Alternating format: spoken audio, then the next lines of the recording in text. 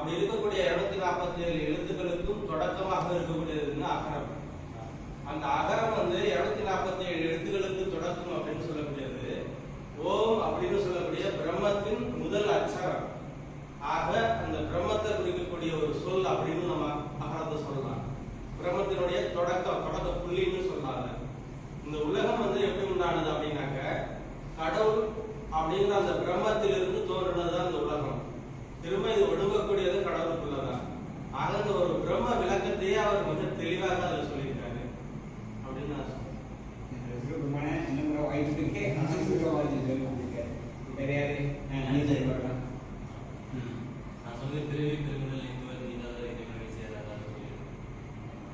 எந்த உயிராக பிறந்திருந்தாலும் இந்த பிறவிங்கிற கடலை கடக்கிறதுக்கு வந்து இறைவனை வந்து துணையா தெப்பமா வச்சுக்கணும். அப்படி யார் அதை மறந்தாங்களோ அவங்க எல்லாம் பிறந்துகிட்டே இருப்பாங்க. சரி, இவ்வளவுதான் விஷயம். இந்த மாதிரி நமக்கு தெரிஞ்ச விஷயங்களை திரும்ப திரும்ப பேசிக்கொண்டு இருப்பது இல்லை. இதுக்கு பேர் சத் சங்கம். அது ஒரு வார்த்தை உண்டு. சத் சங்கம்னா நல்ல வார்த்தைகள் தொகுப்பு அப்படியா இருக்கும். நான் கூட எதிர்பார்க்கறது இந்த வாக்கு வந்து ஒரு வார்த்தை உண்டு. வாக்கு வந்து இன்னைக்கு அரசியல்வாதிகளுக்கான ஒரு வாக்கு வங்கியான மாதிரி இருக்குது. அந்த வாக்கு இல்லை. வாக்குனா வார்த்தைகள்னு அர்த்தம். அது நமக்கு புரிந்திருக்கணும். எப்பவுமான அந்த வார்த்தைகள் வெளியே வந்து மூவர் தமிழும் அப்படின்னா என்ன? தேவாரம்னு அர்த்தம். 3 தேவாரம் இருக்கு. இந்த தேவாரத்தில் சுடலை பற்றி பேசுறது திருஞான சம்பந்தர் தான். முதல்ல சுடலை அப்படின்ற வார்த்தையை திருஞான சம்பந்தர் தான் பயன்படுத்துறாரு. அது இன்னைக்கு நம்ம தத்திக்கு வந்திருக்கு. சுடலை அப்படின்ற வார்த்தை அவர் சொல்றாரு. போருடைய செவியன் விரையேறி ஓர் பூவன் மதிசூடி காருடைய சுடலை கொடி பூசி உள்ளம் கவற்கழ்வன் ஏருடைய மலரான் உன்னை நான் படித்து ஏற்க அவர் செய்த வீருடைய பிரம்மாபுரமையே பெருமானி வந்தது. இதெல்லாம் தமிழ் சொற்கள். இத்தேவாரத்தில் ஒரு பாட்டில் ஒரே ஒரு பாடா இப்படி 10,000 சின்ன பாடல்கள் இருக்குதுன்றான். ஆனால் எவ்வளோ சொற்கள் இருக்கு நமக்குலாம் வரமாட்டேங்குது. நமக்கு வரணும் தெரிஞ்சு கூட நம்ம 4 கேட்டால் வரது அவ்வளோதான். அதுக்குள்ளே இப்போ 1 அண்ணா 2 அண்ணா ஊட்டிகளை உடச்சி 4 அண்ணா 8 அண்ணா இப்படி தான் பாட்டு எழுதுறான். சம்சார் பர்கர் பீஸா எல்லாமே அந்த சாமி தான் டாப் இப்படிதான் பாட்டே வருது. தமிழ் வார்த்தைகள்லாம் வருகிறது இல்லை. இப்போ இந்த மாதிரி தமிழ் வார்த்தைகளை பற்றி படிக்கணும்னா இந்த மாதிரி நூல்கள்லாம் நமக்கு அறிமுகப்படுத்தணும். அப்போ தேவர் குரலும் திருநான்மறை முடிவும் மூவர் தமிழும் அப்படின்னா தேவாரம். மூவர் படியது முதல்ல 3 தேவாரம். 1ஆம் திருமுறை 2ஆம் திருமுறை 3ஆம் திருமுறை திருஞான சம்பந்தர், 4ஆம் திருமுறை 5ஆம் திருமுறை 6ஆம் திருமுறை திருநாவுக்கரசர், 7ஆம் திருமுறை திருநாவு சுந்தரமூர்த்தி. இப்படி 3 பேர் பாடினது. இதுக்கு பேர் தான் தேவர் மூவர் தமிழ். முனிமொழியும் அப்படின்னா சித்தர்கள் பாடல் அகத்தியம் தொல்காப்பியம் இதெல்லாம் எடுத்துக்கிறேன். முனிமொழியும் கோவை திருவாசகமும் அப்படின்னா என்ன அர்த்தம்? கோவை அப்படின்னா மாணிக்க வாசகர் 2 பாடியிருக்கிறேன். என்ன திருக்கோவையா திருவாசகம் இது 2ஐயும் படிக்கணும். திருவாசகம் என்ன? இப்போ வழக்கமாக போடுறது நாதர். திருவாசகத்தில் 51 பாட்டு இருக்கு. 51 பதிகம் இருக்கிறது. அதில் கிட்டத்தட்ட 568 பாடல்கள் இருக்கிறது. இதெல்லாம் பண்ணணும். அதுக்கு பேர் தான் திருவாசகம். திருவாசகத்துக்கு ஒரு காதா ஒரு வாசகத்துக்கும் ஒரு கார் அப்படி சொல்லக்கூடிய அளவுக்கு அந்த பாட்டு. ஆனால் நமக்கு தெரிய மாட்டேங்கிறது. இப்போ அந்த மாதிரி பாடல்கள் அவசியம் அதெல்லாம் படிக்கணும். அதனால தேவர் கோவை திருவாசகமும் திருமூலர் சொல்லும் திருமூலர் படி திருமந்திரம் 3000 பாடல்கள் உண்டு. இல்லை அந்த பாடல்களை பல இடத்துல நாம் அன்னைக்கு உதாரணப்பட்டிருக்கோம். சங்கத்தில் அங்கங்கே சொல்லிக்கிட்டு இருக்கிறோம். உதாரணத்துக்கு ஒரு மனுஷன் எப்படி வாழணும் அதுக்கு அவர் சொல்லுகிறார். யாவருக்குமா இறைவருக்கு ஒரு பச்சிலை, யாவருக்குமா பசுவிற்கு ஒரு வாயுரை, யாவருக்குமா உண்ணும்போது ஒரு கைப்பிடி, யாவருக்குமா பிறருக்கு இன்னொரு பெரிய விளக்கம் உண்டதில்லை. முன்னம் உடவை இருக்கு என்று இருந்தேன், உடம்பிலே ஒரு பொருள் கண்டேன், உடம்பிலே உத்தமன் கோயில் கொண்டான், உடவை யான் இருந்து ஓம்புகின்றனே உள்ளம் பெரு போய். இதெல்லாம் நல்ல பாட்டு. தமிழ் சொற்கள் எவ்வளோ அழகா இருக்கு பாருங்க. இதெல்லாம் தான் வாக்கு வங்கி. இந்த சொற்கள்லாம் தான் வரணும். இல்லைன்னா தப்பான வார்த்தைகள் தான் வந்து கொண்டு இருக்கிறது. திருமூலர் சொல்லும் ஒரு வாசகம் என்று உடல் அப்படி பிடிப்பா பாட்டு. அப்போ இதெல்லாம் எங்கேயாவது ஒரு இடத்துல நம்ம குழந்தைகளுக்கோ நம்ம ஏதோ ஒரு இடத்துல பேசி படிச்சு பழகிறணும். தேவர் குரலும் திருநான்மறை முடிவும் மூவர் தமிழும் முனிமொழியும் கோவை திருவாசகமும் திருமூலர் சொல்லும் ஒரு வாசகம் என்று உணர். இப்போ நம்ம திருக்குறளுக்கு வந்துடலாம். ஏன்னா வாழ்க்கை வள்ளுவனும் வாழ்வியல் அப்படிங்கிற தலைப்பில் தான் இன்னைக்கு நம்ம பேச போகிறோம். நேரம் இல்லாத வாழ்க்கை அப்படிங்கிற விஷயத்துக்கு நம்ம 2-3 விஷயங்கள் எடுத்துக்கலாம். ஒன்று என்ன? கற்றுக்கொள்ளுதல் 1, அப்புறமா நடைமுறைப்படுத்துதல் 2, 3வது கடவுளை அடைதல். இந்த மாதிரி 3 விஷயங்கள் எடுத்துக்கலாம். ஒட்டுமொத்தமாக அதில் 3 பால் உண்டு. அறத்துப்பால், இன்பத்துப்பால். அறத்துப்பால்ல 38 அதிகாரம் உண்டு, பொருட்பால்ல 70 அதிகாரம் உண்டு, இன்பத்துப்பால்ல 25 அதிகாரம் உண்டு. இதெல்லாம் கூட்டினா கரெக்டாக 133 வரும். நீங்க 89ஐயும் 7 கூட்டினா 97 அப்படி வராது. இதெல்லாம் கரெக்டாகவே வந்துடும். 38, 70, 25. அப்போ 133 அதிகாரங்கள் உண்டு. இதுல நாம கற்றுக்கொள்ள வேண்டியது அப்படின்னா கல்வி அப்படி ஒரு அதிகாரம் உண்டு. ஐயா சொன்னது முதல் குறள் அதுதான். கற்க கசகர கற்பவை கற்றபின் நிற்க அதற்கு தக என்னென்ப ஏன எழுத்தென்ப இவ்விருந்த கண்ணென்ப வாழும் இருக்கு கண்ணுடைய நிற்போர் கற்றோர் 32 உன்னுடைய கல்லாதவர் ஓப்ப தலைமுடி உள்ள பிரிதல் அனைத்தே யாராலும் நாளாமல் ஊராமல் இன்னொருவன் சாதனையும் கல்லாதவர் கற்பனை திருமணக்கணி இப்படி வந்துட்டே இருக்கும். இதுல கற்றுக்கொள்ளுதல் எப்படி அந்த 10 குறள் அழகா சொல்லி இருக்கிறது. அதுல முதல்ல ஐயா சொன்ன குறள்ல நம்ம புரிஞ்சிக்க வேண்டிய வார்த்தை என்னன்னா கற்க கற்க வேண்டும், கசடர பிழை இல்லாமல் கற்க வேண்டும், கற்பவை கற்க வேண்டியதான் கற்கணும்.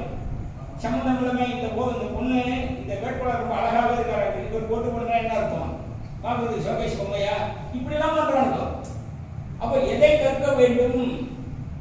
கற்பவை. அதை கற்ற பிறகு கற்ற பின் அதை கற்ற பின் அதற்கு நிற்க அதற்கு தக எதை கற்றுக்கொண்டோமோ அதைப்படி நிற்க வேண்டும்.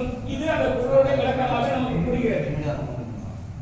அப்போ இந்த குறளை பத்தி நம்ம பல தடவை பஸ்ல நம்ம ஊர்ல எல்லா பஸ்லையும் கூட எழுதி போட்டிருப்போம்.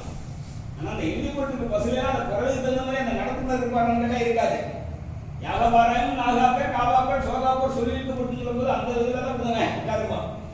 நம்ம அது எதிர்மறையாக இருக்கிறோம். நல்ல கண்ணு சொல்லிட்டு நல்ல கண்ணா இருக்கு, ஆரோக்கிய சம்பந்தமா நோயாளியா இருக்கிறோம், அப்படிதானே? கருணாநிதி வடிகட்டாளா இருக்கிறோம். அப்போ இதெல்லாம் அர்த்தம். அப்போ கற்க கசடர கற்பவை கற்ற பெண்ணிற்கு அதற்கு தக அப்படின்னு சொல்லிட்டு இதுக்கு பெரியவர்கள் ஒரு அழகான விளக்கம் சொல்லுகிறாங்க. ஒரு விஷயத்தை சரியாக கற்றுக்கொண்டு அதன்படி வாழ்ந்தால் உங்களுக்கு வெற்றி என்பது நிச்சயம். துணைக்கு கூட ஆள் தேவையில்லை. அதனால அந்த குறள்ல துணைக்காலே இருக்கலாம், நெடிலே வராதுன்றான். யாரோ உட்காந்து யோசிச்சிருக்கான் பாருங்க. அப்போ வள்ளுவனுடைய பிடிச்ச விஷயம் என்ன? ஏதோ ஒன்று சொல்ல வரும்போது அதுக்கு தகுந்த மாதிரி முழு வார்த்தைகளை பயன்படுத்துவது. இது சில பேருக்கு தான் வரும். இதெல்லாம் மந்திர சொற்கள்ன்றான். யாரெல்லாம் வாழ்கிறார்களோ அவர்களுக்கு இந்த மாதிரி வார்த்தைகள் வந்து விடும். கற்க நெடில் இல்லை, கசடர நெடில் இல்லை, கற்பவை நெடில் இல்லை, கற்ற பின் நெடில் இல்லை, நிற்க அதற்கு தக நெடிலே கிடையாது.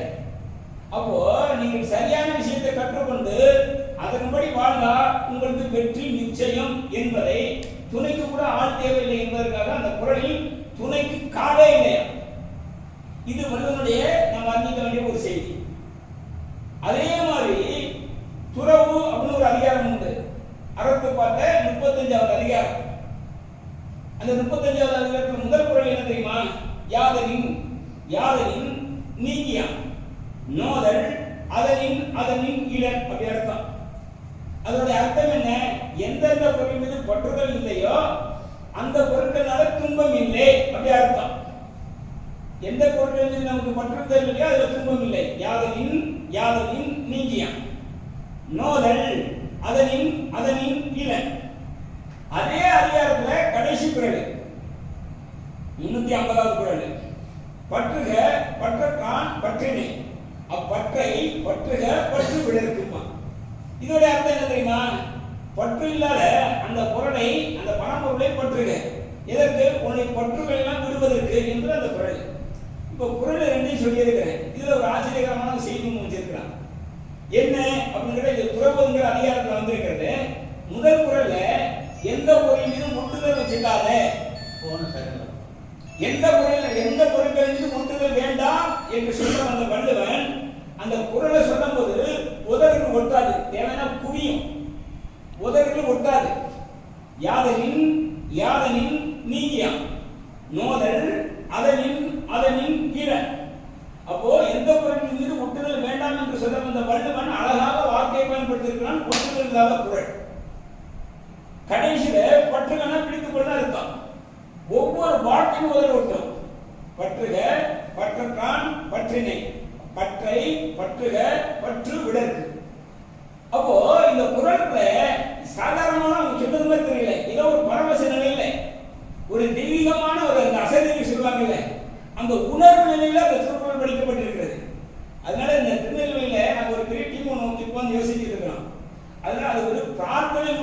பயன்படுத்த வேண்டும். வீட்டுல அறம் செய்ய வேண்டும் என்றால் இந்த அறம் வலியுறுத்தல் ஒரு 10 குறள் சொல்லணும். 4வது அதிகாரம் என்ன? சிறப்புயினும் செல்வமும் அறத்தின் உங்க ஆக்கம் எவ்வளவு இருக்கு. அறத்தின் உங்க ஆக்கமும் இல்லை, மரத்தின் உண்மை இல்லை கேடு கொண்டு மகையன் அறிவினை ஒவ்வாதே செல்லும் ஆயெல்லாம் செய்யும் மனத்துக்கண் மோசி இல்லாட்டி இப்படிதான் வந்துட்டே இருக்கும். அப்போ இதெல்லாம் பிரார்த்தனையாக பண்ண வேண்டும். நல்ல குடும்பத்தை சந்தோஷமா இருக்கணுமா, இல்வாழ்க்கையை படிக்கணும். இல்வாழ்வான் என்பான் இல்படிமோருக்கு நல்லாற்றின் என்ற துணை, துறந்தாருக்கும் துவாதாருக்கும் இறந்தாருக்கும் இல்வாழ்வான் என்பான் துணை, இதெல்லாம் படிக்கணும். அப்படி நம்ம திருநெல்வேலியில் முயற்சி பண்ணிட்டு இருக்கோம். திருக்குறள் காலகாலமா இருக்கிறது. ஆனா திருக்குறளை நான் என்ன பயன்படுத்திட்டு இருக்கேன், அதுதான் நமக்கு தேவை. ஆகவே இந்த விஷயத்துல எப்படி கற்க வேண்டும், எதை பிடிக்க வேண்டும், எதை விட வேண்டும், இதெல்லாம் சொல்லிட்டே இருக்கிறேன். எனக்கு தெரிஞ்சு இன்னொரு அரண்மொழியுறுத்தல்ல 4வது அதிகாரத்துல 4வது குறள், மனத்து கண் மாசு இல ஆதல் அனைத்து அரண் ஆகுல நீர பிரம்பா. மனசுல அழுக்கு இல்லைன்னா நீ அரண் செஞ்சதுக்கு சமம் அப்படிங்கிறது அந்த குறளோட விளக்கம். மனத்து கண் மாசு இல, உன் மனசுல அழுக்கு இல்லைன்னா மாசு இல்லைன்னா அனைத்து அரண் ஆகுல நீர பிரம்பா, எல்லா அரண் செஞ்சதுக்கு சமன்றான். இப்ப நமக்கு என்ன மனசுக்கு அழுக்கு இருக்கா இல்லையான்னு எப்படி தெரியும்? அதுல ஏகப்பட்டது இருக்குமே. அதுக்கப்புறமா ஆட்டோகிராஃப் மாதிரி ஞாபகம் மருந்தெல்லாம் வரும். அப்போ அந்த மனசுக்குள்ள அழுக்கு இல்லை அப்படிங்கிறதுக்கு எப்படி புரிஞ்சுக்கிறது? அதுக்கு அடுத்த கூட சொல்லுவோம். அழுக்காறு, அவா, வெகுளி, இன்னா சொல் 4ம் இழுக்காது என்றது அறம் அப்படின்பா. இந்த 4 விஷயங்களை யார் பயன்படுத்தவில்லையோ அவர்கள் மனசு அழுக்கு இல்லாத மனசு. 2000 வருஷத்துக்கு முன்னாடி வள்ளுவன் வார்த்தை. இந்த அழுக்காதுன்னா என்ன? பொறாமைன்னு அர்த்தம். நான் எந்த வேலையும் செஞ்சிருக்க மாட்டேன், ஆனா அவன் வேலை செஞ்சிருப்பான், அவனுக்கு ஏதாவது நல்லது நடந்திருக்கும், ஆனா நம்ம வயிறு எரியும். இதுக்கு பேரு அழுக்காது அப்படின்றான். 2வது என்ன? அவா. அவானா அக்ரகரத்து பாஷை இல்லை. அவானா பேராசை, உழைப்பு இல்லாமல் வரக்கூடிய ஊதியத்துக்கு பேருக்கு அவானா அர்த்தம். இன்னும் அழுக்காது அவா. வெகுளி, வெகுளினா கோபம்னு அர்த்தம். சம்பந்தமில்லாம கோபப்படுறது. இந்த வீட்டுல மனைவி பேசுவான், மனைவி அவளுக்கு பேசணும்னா அவசியம் இல்லை, ஏன்னா நான் மனுஷனா இருக்க மாட்டேன். அந்த அம்மா சொல்லி நீ என்னைக்குதான் இருக்க அப்படி. இது 2வது செய்தி. அதை பூச்சிக்குவான், நான் மனுஷனா இருக்க மாட்டேன். உண்மையிலேயே இப்ப ராமருக்காக, ராமர் கோயிலுக்காக ஏகப்பட்டது பெரிய பிரச்சாரம் நடக்கிறது. உண்மையிலே ராமாயணம் இந்த வார்த்தை அழகா பயன்படுத்துகிறது. ராவணன் தோத்து போய் வருகிறான். கம்பன் படிக்கிறீங்க, இதெல்லாம் கம்பன் தான் குழந்தைங்களுக்கு சொல்லிக் கொடுக்காம போயிட்டாங்க. கம்பனை படிக்க வேண்டும். ராவணன் தோத்து போய் வர்றான். வழக்கமா தோத்து போனால என்ன சொல்லுவோம்? தோத்து போயிட்டு கையை உதறி விட்டுருவோம். இதான் நமக்கு வழக்கம். ஆனா கம்பன் அப்படி சொல்ல மாட்டான். தோத்து போய் தான் வரான்னு சொல்லுவான். ஆனா எப்படிப்பட்டவன் தோத்து போய் வரா அப்படின்னு கேட்டா, வாரணம் விருதமா இருக்கும், வரையினை எடுத்த தோளும், நாரத முனிவருக்கு ஏற்ப நயப்பட உரைத்த நாவும். இதெல்லாம் தமிழ் சொற்கள். இதுதான் சொல்றது வாக்கு முக்கிய வேதனை. தமிழ் சொற்கள் நமக்கு வந்து உட்கார்ந்து இருக்கலாம். அப்படின்னா இதெல்லாம் படிச்சாதான் வரும். இதெல்லாம் படிக்கிறதுக்கான நேரங்கள் வேண்டும். அதுக்கான முயற்சி கால அவகாசம் எடுத்துக்கிறேன். வாரணம் பிறந்த மார்பும், வரையினை எடுத்த தோளும், நாரத முனிவருக்கு ஏற்ப நயப்பட உரைத்த நாவும், தாரணி மௌடி 10ம், சந்திரன் கொடுத்த வாளும், வீரமும் களத்தை போக்கி வெறுங்கையோடு இலங்கை உட்கார்ந்தான். போர்க்களத்துக்கு போனவன் யாரு போனா? தோத்து போய் வந்திருக்கிறான், வெறுங்கையோடு வந்திருக்கிறான், தலை குனிந்து வந்திருக்கிறான். ராவணன் எப்படிப்பட்ட ராவணன் தலை குனிந்து வந்திருக்கிறான்? வாரண புரதமா இருக்கும். அப்படின்னா என்ன? வாரணம்னா யானை. யானையுடைய மோகக்கூடிய அளவுக்கு விருந்த மார்புடைய ஒன்றான். வரையினை எடுத்த தோடும், முதல் 6 பேக் அவன் தான் இருந்தான். அப்படிதான் கம்பன் சொல்லுகிறான். வரையினை எடுத்த தோடும், நாரத முனிவருக்கு ஏற்ப நயப்பட உரைத்த நாவும். ரொம்ப அறிவுஜீவியாக இருக்கக்கூடிய நாரதருக்கு தகுந்த மாதிரி பேச முடியாது. தாரணி மௌடி 10ம், 10 தலையிலையும் 10 திசைகளையும் மௌன சுட்டியவனா. சங்கரன் கொடுத்த பாலும் நவமிருந்து சிவபெருமானுடைய வரவாங்கியவனா. வீரமும் களத்தையே போக்கி வெறுங்கையோடு போட்டான். எல்லாத்தையும் தோத்து போயிட்டு வர்றான். ஏன் தோத்து போயிட்டு வர்றாங்கிறத அந்த பட்டு அழகா சொல்லுகிறது. ஏன்னு கேட்டா, அவன் பெண்ணை கிட்ட வீரம் பேசிட்டான், பொம்பளை கிட்ட வீரம் பேசி விட்டானா. அதனால நம்ம என்ன பண்ண தெளிவு, வீட்டுல அம்மா கிட்ட மனைவி கிட்ட வீரம் பேசக்கூடாது. அப்படி வீரம் பேசுற ரோட்ல வந்து பேசு. ஆனா பொம்பளை கிட்ட பேசுவான், அது மனைவி கிட்ட பேசுவான். நிம்ம நான் மனுஷனா இருக்க மாட்டேன். இதெல்லாம் அநியாயம். அதனால இந்த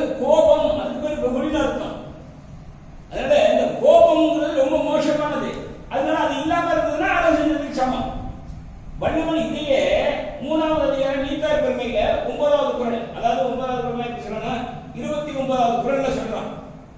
என்ன குணம் இன்னும் குன்றேறி நின்றார் அப்படின்பா. அவன் குணத்துல ரொம்ப பெரிய ஆளுங்க, ரொம்ப ஐயோ மலை மாதிரி அவன். ஆனாலும் வெகுளி அப்படின்னா என்ன, கோபம் கணமையும் காத்தல் இருக்கு. கோபத்தை காக்க முடியலன்னா மனுஷனே கிடையாதுன்றான். அப்போ கோபம் உள்ளவனுக்கு எவ்வளவுதான் குணம் இருந்தா கூட அவன் மனிதன் கிடையாது. கோபம் கூடாது. இப்போ நீங்க அப்பயாரும் சொல்றா என்ன, அறம் செய்ய விரும்பு, ஆறு வந்து சினம் அப்படின்றான். இதே கொஞ்சம் உள்டா படிச்சா உங்களுக்கு அழகா தெரியும். விரும்பு அறம் செய், சினம் ஆற்று அப்படின்பா. ஆனா நமக்கு சினமும் கோபமும் தான் இருக்கிறது. அப்போ கோபம் இருக்கக்கூடாதா? இருக்கலாம். கோபம் என்பது வேறு. இன்னொரு வார்த்தை பாரதி பயன்படுத்துவான், ரௌத்திரம் பழகு அப்படின்பா. ரௌத்திரம்னா கோபப்படுன்னு அர்த்தம். என்னடா ஒருத்தன் கோபப்பட சொன்னா ஒருத்தன் கோபப்படவானான்னு சொல்றான், குழப்பமா இருக்கிறது. அப்போ அதுக்கு விளக்கம் என்ன சொல்றாங்கன்னா, கோபம் என்பது என்னை சார்ந்து வரக்கூடாதா? எனக்கு சோறு வைக்கல, என்னை டாப் பண்ணல, என்னை ஏத்தல, எனக்கு மரியாதை கொடுக்கல, அது கோபம் வரக்கூடாதா? அப்படி வந்து அதுக்கு பேர் கோபம், அதுக்கு பேர் கோபம்ன்றான். அது கூடாது அப்படின்றான். ரௌத்திரம்னா என்ன அப்படின்னா, ஏன் எதிரி என் தங்கத்தையோ என் அக்காவையோ ஒரு பெண்ணை ஒருத்தன் கற்பழிக்கிறான், என் கோயிலை ஒருத்தன் இடிக்கிறான், என்னுடைய ராணுவ அவமானப்படுத்துறான், அப்போ வந்து அதுக்கு பேர் ரௌத்திரம்ன்றான். அடுத்தவர்களுடைய மானத்தை காப்பாற்றுவதற்காக யார் போரிடுறானோ அதுக்கு பேர் ரௌத்திரம். தனக்கு சோறு இல்லை, தனக்கு டீ இல்லை, அப்படி வந்து அதுக்கு பேர் கோபம். அதனால வள்ளுவன் என்ன சொல்கிறான், நீ அறம் செய்யணும், உன் மனசு சுத்தமா இருக்கணும். மனசு சுத்தமா இருக்கணும், 4 விஷயம் இருக்கக்கூடாது. என்ன? அழுக்காறு, அவா, வெகுளி. 4வது என்ன? இன்னா சொல். அப்படின்னா என்ன? துன்பம் தரக்கூடிய சொல். அது என்ன? தவறான சொல்லுன்னு அர்த்தம். அடுத்தவனை பத்தி இல்லாதது கொள்ளாதது சொல்றது, இல்லைன்னா துன்பம் தரக்கூடிய சொல்ல சொல்றது. அவன் பெரிய யோகியனா, இவனுக்கு யாரும் யோகியனான்னு தெரியாது, சும்மா போட்டு விட்டு போறது. இன்னா சொல் அப்படின்றான். இந்த 4ம் எழுக்கா என்றது அறன்றான். இந்த 4ஐ வந்து பயன்படுத்தலைன்னா அவன் அரசாங்க வாழ்க்கை வாழ்ந்து கொண்டு இருக்கிறான் அப்படின்றான். அப்போ நம்ம மனசு சுத்தமா இருக்கணும். என்ன? இந்த 4 விஷயத்தை பயன்படுத்தக்கூடாது. 4 விஷயத்தை பழகின்படுத்தினால நம்மளோட உறவுகள்கிட்ட சொந்தக்காரண்டியெல்லாம் பயன்படுத்தாதீங்க. அங்கேயாவது கொஞ்சம் அழகா இருந்துருக்காருலாமே, நம்மளால அங்கதான் பண்றோம். அப்போ இந்த 4ம் இருக்கக்கூடாது. வள்ளுவம் 2000 வருஷத்துக்கு முன்னாடி சொல்லி இருக்கிறது. இது வாழ்வியல், இப்படிதான் நாம் வாழ வேண்டும். இதெல்லாம் வள்ளுவம் அழகாக சொல்லி இருக்கிறது. அது மாதிரி அந்த தம்பி சொன்ன குறள் 10வது குறள், முதல் அதிகாரத்தில் 10வது குறள், பிறவி பெருங்கடலை நீந்துவார், நீந்தாதார் இறைவன் அடி சேராதார் அப்படின்னு. அப்போ இந்த குறளை வழக்கமான விட்டு பெரியவங்க அழகாக இந்த குறளுக்கு அழகாக விளக்கம் சொல்லி வச்சிருக்கிறாங்க. என்ன? அடி உதவுற மாதிரி அண்ணன் தம்பி உதவ மாட்டான், இதான் அந்த குறளுக்கு விளக்கம். இதுக்கு அதுக்கு என்ன சம்பந்தம் கேட்டா, நம்ம அடி அப்படின்னு நினைச்சுட்டா இதை உருட்டுக்கட்டை நினைச்சுட்டு இருக்கிறோம். உருட்டுக்கட்டை அடிக்கிறது உதவுதல் இல்லை, அது வன்முறை. அப்போ இறைவனுடைய திரு அடி உதவுற மாதிரி அண்ணன் தம்பி கூட உதவ மாட்டான், இதான் அர்த்தம். அதனால என்ன பண்ணுகிறார், பிறவி இன்னும் பெருங்கடல் நீந்துவர், நீந்தாதார் இறைவன் அடி சேராதார். அந்த அடி இல்லைன்னா பிறவிங்கிற பெருங்கடல் நீந்த முடியாதுன்றான். அப்போ இதெல்லாம் நம்ம வாழ்க்கையில அழகா சொல்லி வச்சிருக்கிறாங்க. இந்த வார்த்தைகளை தான் நாம எங்கேயாவது மாசத்துக்கு ஒரு தடவை எங்கேயாவது உட்காந்து இந்த மாதிரி பேசணும். ஏன்னா நமக்கு நல்ல நல்ல வார்த்தைக்கு சொற்கள் வந்து விழுகணும். சிங்கப்படுத்துற ஒரு டைலாக், ஓங்கி அடிச்சா 1.5 டன் வெயிட். நடக்குமா நடக்காது நமக்கு தெரியல, ஆனா இதை விட நம்மளுக்கு பெரிய சொல்லியிருக்கிறான். என்ன? அடிக்கிற அடில அந்த பாதாளத்துல போயிருன்னு சொல்லுவான் தெரியுமா? இப்ப அகலம்னா என்ன, பாதாளம்னா என்ன யோசிக்கும் போது மொத்தம் 14 உலகம் உண்டு. கீழே ஏறு உலகம், மேலே ஏறு உலகம். மேலே என்ன ஏறு உலகம்? பூர்வகம், ஊர்வகம், சொற்கலோகம், மகர்லோகம், ஜலலோகம், தபோலோகம், சத்தியலோகம், அப்படி 7 இருக்கு. கீழே 7 இருக்கு. அதல, இதல, சுதல, தராதல, மகாதல, ரசாதல, பாதாள. அதல மேல இருக்கு, பாதாளம் கீழே இருக்கு. அங்க அடிச்சானா பாதாளத்துக்கு பெருமானம். எத்தனை டன் வெயிட்? அப்போ நம்ம மக்கள் இதெல்லாம் சொல்லி இருக்கிறாங்க. வார்த்தைகளை கண்டுபிடிக்கணும், தேட வேண்டும். அதனால இந்த மாதிரி தேர்வுகளுக்காக RSS பல சூழ்நிலையில வேலை செஞ்சுட்டு இருக்கு. நீங்க ஏதாவது ஒன்று செய்ய வேண்டுமா, அதெல்லாம் RSS யோசிச்சுட்டு இருக்கிறது. அப்படி ஒண்ணுதான் நீங்க சமுதாய நல்லிணக்க பேரவை. சமுதாய நல்லிணக்க பேரவைன்னு அர்த்தம், சமுதாயத்தில் நல்லது செய்யக்கூடியவர்களை ஒன்று சேர்ப்பதுன்னு அர்த்தம். சமுதாயத்தில் சின்னதாக நல்ல காரியம் பண்ண வேண்டும், ஏதாவது நல்ல செயல் நடக்க வேண்டும், அப்படி யார் நினைக்கிறார்களோ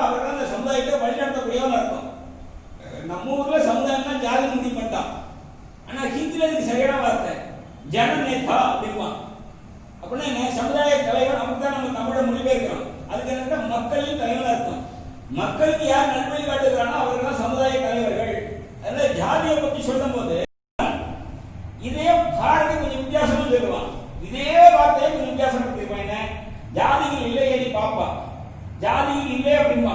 ஆனா இன்னைக்கு ஜாதிகள் என்னன்னா கவர்மெண்டோட கஜாபத்துல 427 ஜாதி இருக்கிறது. அது உட்பிரிவு ஏகப்பட்டது இருக்கிறது. அப்படி பார்த்தோம்னா 2000 உட்பிரிவு வருது. நம்ம குறவர்கள் ஒரு ஜாதி தான் பார்க்கிறோம். அதுக்கு 21 ஜாதி இருக்கிறது. செட்டியார் 27 இருக்கிறது. அப்போ உட்பிரிவுலாம் ஏகப்பட்டது இருக்கு. துளுக்கல்ல கூட ஆழ்ந்து கக்காடி அதெல்லாம் வச்சிருக்கிறாங்க. அப்போ இவ்வளவு ஜாதிகள் இருக்கிறது. அப்போ ஜாதி இல்லைன்னு சொல்ல முடியுமா? கேட்டா சொல்ல முடியுமா அப்படின்னு போது அடுத்த வார்த்தையை பார்த்து போடணும். இதெல்லாம் தான் நம்ம படிக்கணும். இதெல்லாம் தான் நமக்கு தெரியணும். ஜாதி இல்லையே பாப்பா அப்படி இருந்தா கூட குல தாழ்ச்சி உயர்த்தி சொல்ல பாவம்ங்கிறோம்.